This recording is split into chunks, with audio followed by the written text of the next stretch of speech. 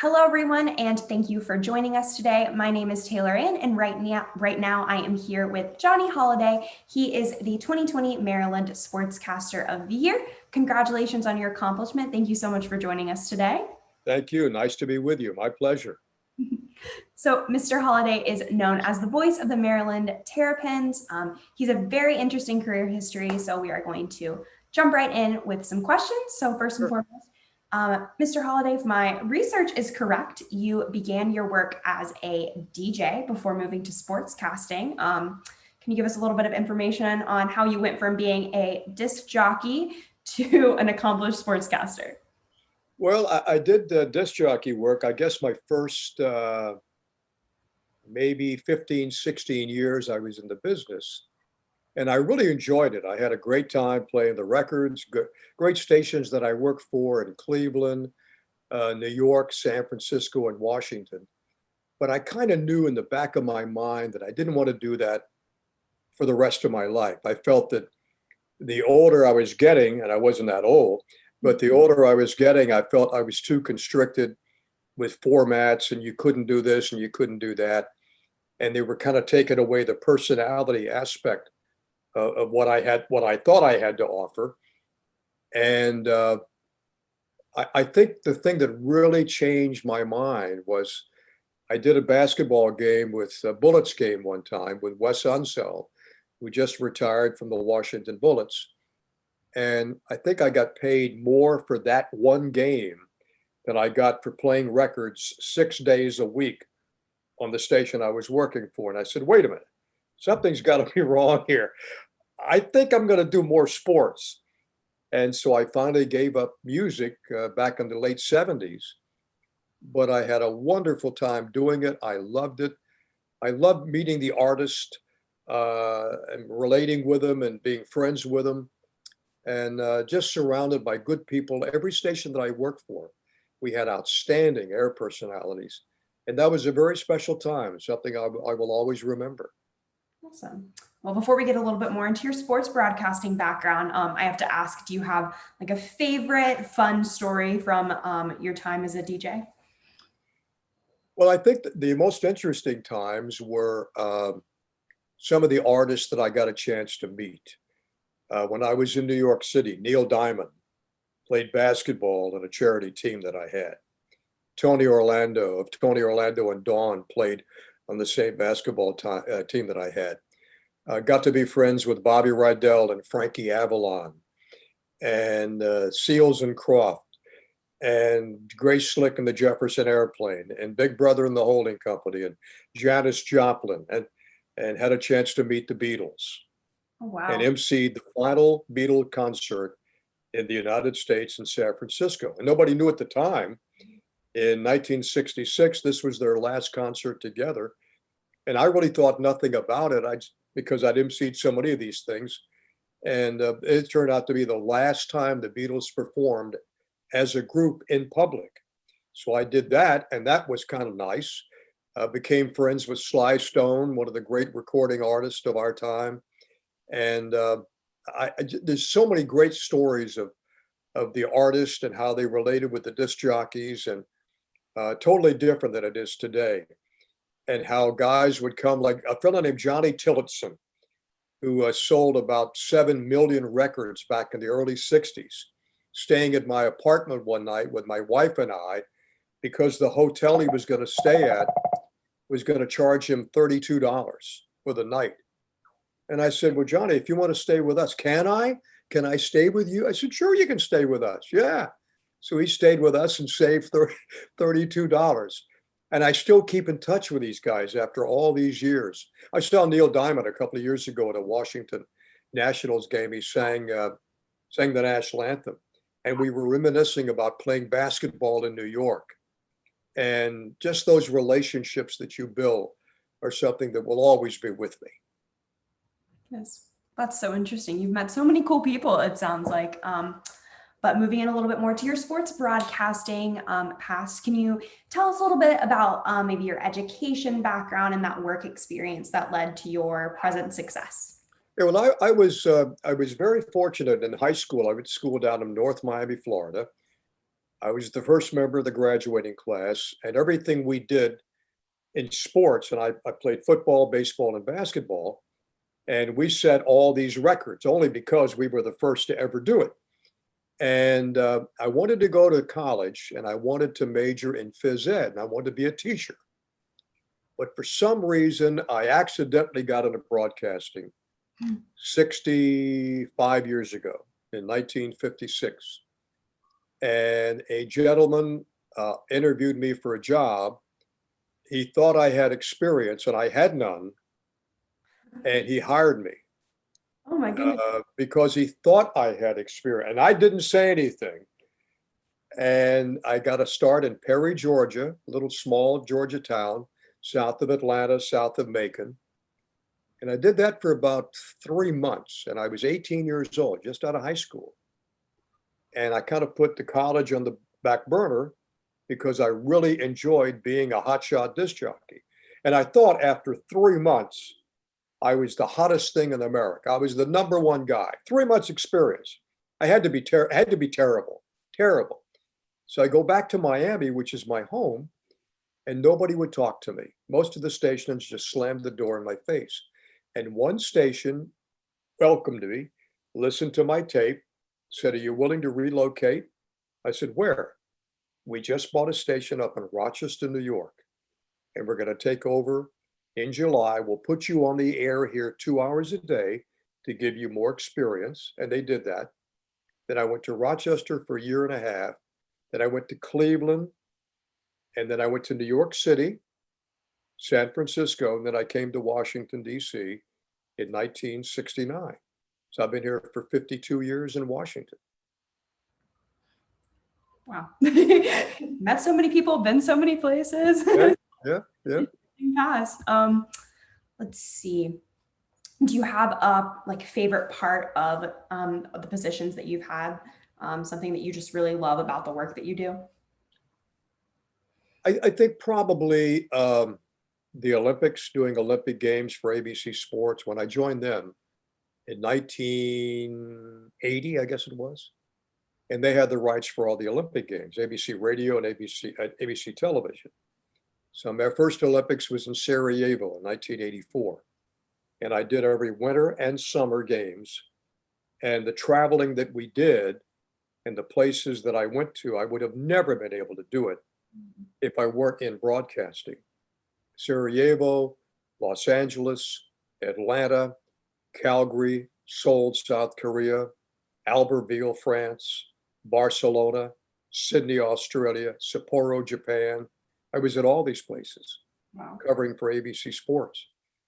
And then I think, of course, with Maryland and broadcasting Maryland football and basketball, for which will be now my 43rd year, is kind of like a dream come true. To be with one school as long as I have, I feel very fortunate, very lucky that they haven't been able to find anybody else to take my place. That may come shortly, I don't know. But those kind of memories, and then with the Washington Redskins and the sports angle of it, with the Redskins going to Super Bowls, winning the national championship for Maryland in basketball, and then winning the Big Ten championship in this ring right here, you can see, in basketball, and then being part of the Washington Nationals for 13 years and getting a World Series ring, which I just happen to have right here. Now look at this baby. Oh, that's so cool. Yeah. So I have been, I guess, as lucky as anybody in the country. And then working on network television, being the announcer for the shows like I did with Hullabaloo and Roger Miller, and This Week with Sam and Cokie and PBS. And the one thing that I wanted to emphasize to young people that want to get in the business that I'm in, be as diversified as you can. Do as many different things that you can do, and you'll find you're going to be a lot happier than just doing one thing. I love being a disc jockey, but then when I started doing theater, I realized that's a whole different audience. Then when I started doing commercials, that's a whole different audience. And then when you do sports, whether it's play-by-play or hosting shows or interviewing or whatever, there are so many things out there for young people today, much more than when I started, 65 years ago. And the opportunities are endless if you really believe in yourself. And I did. I thought I could do anything. And I've been able to do, knock on wood, a lot of different things that I really, really enjoy. That's awesome and great advice.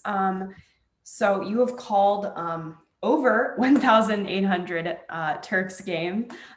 So is there a favorite game or particular story that you covered as an announcer? Well, I think when Maryland won the national championship back in 2002 in Atlanta, and they had never done that before. They had won two previous ACC championships, 1958 and 1984, and that was it. And they had never won a national championship. And to be there and to broadcast that game was incredible. And then, of course, at the Super Bowls, when the Washington Redskins won the Super Bowls, and then part of the Washington Nationals a couple of years ago when they win the World Series. Not a lot of guys get a chance to do that. And when I look at my career, how fortunate I am to have been involved in sports as well as 4 or 5 other different offshoots, I've been very lucky. I think a lot of it's due to the right place, the right time. Somebody gives you the opportunity, and then you got to take advantage of it. And I wrote a book about 15 years ago. It's called From Rock to Jock. And you could buy it right now on Amazon, a used copy, for $2, maybe $3. It's got somebody else's inscription on there, but you can pick up one. And it's an autobiography. It tells about all the different roadblocks that I ran into and how I got around them. And I think people will really enjoy it, those that are interested in the broadcasting medium, because a lot of great stories. The foreword is by Tony Kornheiser, now on ESPN, and the afterword is done by Dick Vitale. And it's got stories and pictures, and it's a good read. And I think that's one of the things I'm most proud about. Not to mention family, our 3 daughters and our 11 grandkids, and my wife of soon to be in June 21st, 63 years. Wow. That she's put up with me. I hope she's going to renew me for another year on June 21st. Well, I definitely have a book to add to my reading list now. So thank you for that. Let's see. Do you have any tips on maybe how to improve your broadcasting or public speaking abilities? Yeah,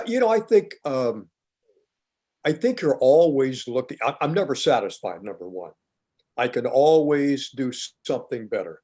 I think if you get complacent, that's when you're in trouble. So I'm always looking to do something better when I broadcast a game.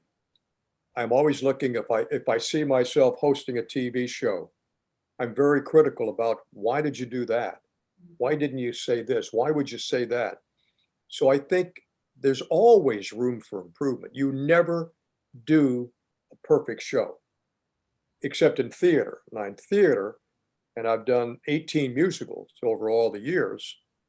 And of all the shows that I've done, I always go back on press night, and the director would say to me, now look, guys, you're going to have a lot of different reviews on this show.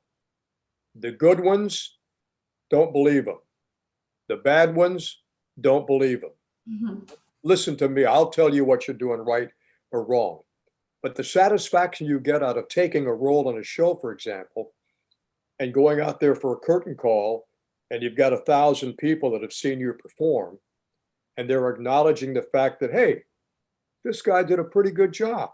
Not a great job, just a pretty good job. And I think theater helped me an awful lot in television and radio. The memorization of a script, choreography, learning different songs. And I've had some pretty tough roles I had to handle too. Same time next year was one show that I did. And there's 2 people, me and her, and that's it. And then music, all these other shows. But I think you're always learning, always critiquing yourself. And it's best that everybody do that. And that way you can see, okay, this doesn't sound right or look right. I can do this better next time. And you really help yourself when you do that. Awesome. Well, that's some great advice. But we're wrapping up here. But last, I want to ask you what advice you would have for a recent college graduate looking to get into your line of work. Well, as I mentioned earlier, the one thing that, and it was interesting, I was talking to a broadcasting class at DeMatha Catholic High School in Washington, D.C. And all these guys wanted to be in broadcasting. So I said, let me see by a show of hands, how many guys want to do what I'm doing? Every hand went up. Okay. How many of you think you can do what I'm doing? Maybe a quarter of the hands went up. So my reaction was, now, why wouldn't you put your hand up? Because you doubt your own possibilities? Are you nervous? Are you scared? Or are you afraid of a challenge? If you don't believe you can do it, you got no shot. And if you think I can do anything, then you've got a shot. And in the book that I wrote, I tell stories about at the Olympics. I had the assignment of women's figure skating. I don't know a thing about women's figure skating. So I went to my boss and I said, I'm from Miami, Florida. I didn't skate a lot in the wintertime in Miami. He said, but you can do it, can't you? I said, yeah, I can do it. Get out of here. So I sat down with the analyst, a former Olympian, and she gave me this tip, this tip, this tip, and it worked out fine. The first baseball game I did, my boss said to me, you've done baseball, haven't you? And without even thinking, I said, oh yeah, I've done baseball, yeah. Never had done a game before. But I knew I could do it because I played high school baseball. Mm-hmm. So I did it. So, and one of the pieces of advice, never say no to an assignment. If you say, no, I can't do it, somebody else grabs that job. And at numerous occasions, I said, yeah, I can do it. And then afterwards, I would think, I've never done this before. How am I going to do a boxing match? How am I going to go call a slalom and skiing at the Olympics? How am I going to, but I did it. And that's the most important thing. If you think you can do anything, first role I saw on Broadway, I sat in the audience and said, I can do that role. And I did that role 3 times in 3 different cities. No formal training, but I knew if I had the opportunity and the door opened up, boom, I could step in there and get the job done. It worked out okay so far. Well, awesome. Well, thank you so much for taking the time. Thank you. Thank you very much. I definitely learned a lot, and I'm sure those watching did as well. But thank you so much for everyone for watching, and thank you again for joining us.